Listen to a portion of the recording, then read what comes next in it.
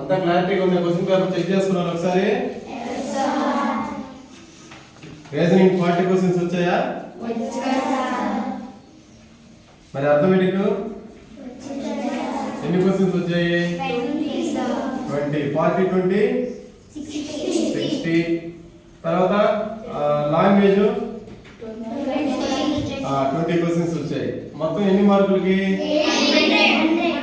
80 questions 100 marks కి. Question paper మొత్తం క్లారిటీగా ఉన్నారు కదా? Okay right. బబ్లింగ్ మనకి చాలా నీట్ గా చేయాలా, ఓకేనా? జాగ్రత్తగా మీరు చదివినటువంటిది 1-2 సార్లు చూసైనా సరే నీట్ గా, అది రాకపోతే ప్రాక్టీస్ చేసైనా సరే ఆన్సర్ పెట్టాలా. అర్థమైందా?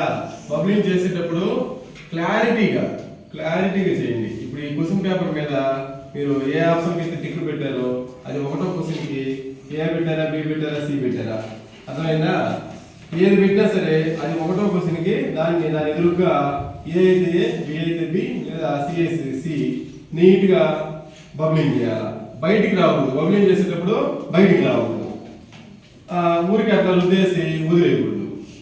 అర్థమైందా? నీట్ గా దాన్నే క్లారిటీగా ఉండాలి.